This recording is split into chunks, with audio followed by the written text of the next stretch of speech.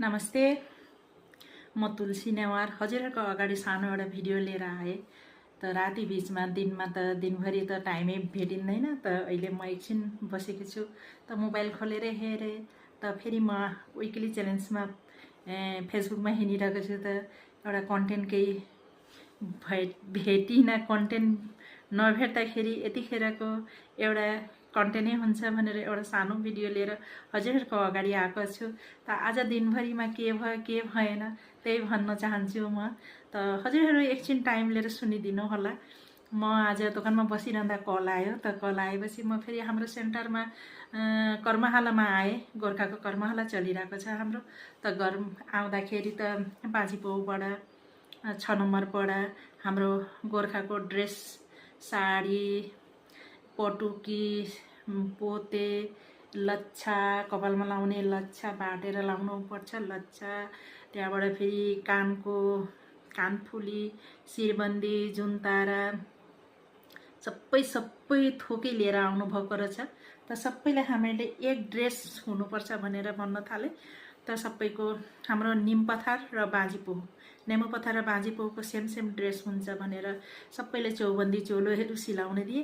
मैले पनि पहेँलो पोते, यो पहेँलो पोते यसरी लाउनुपर्छ। त्यहाँबाट छ हाम्रो गोर्खाको ड्रेस देखाउँछु। त कहिले जिन्दगीमा यही हो खास मैले लगाएको। यसै त हामी नेवारी ड्रेस लाएर हिँड्छौँ।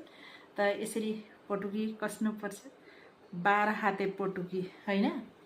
त फेरि हामीले गोर्खे साडी सेम सबले एकै कलर, अगाडिको त थियो तर भएन।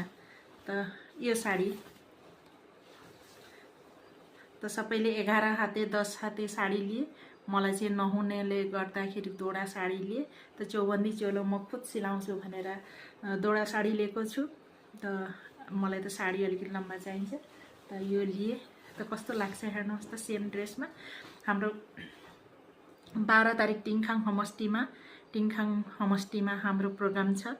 त सबैले एक सेम ड्रेस लाएर जानु भनेका छन्। त 12 तारिक हामी सबै जाने भएको छौँ। त म त भैलेनीमा त घरपट्टि आमै सिधा दिने भएको छु। त त्यहाँ त मलाई गाउनु पनि परेन। त एकैचोटि म नाङ्लोमा सिधा लिएर आउँछु। त फेरि सगिनीमा त ड्रेसमा निक्लिनु पर्यो सबैजना। त दुई जनाको जोडी हुन्छौँ। त 50-60 जना हाम्रो नेमुपथारको कति हुन्छन्।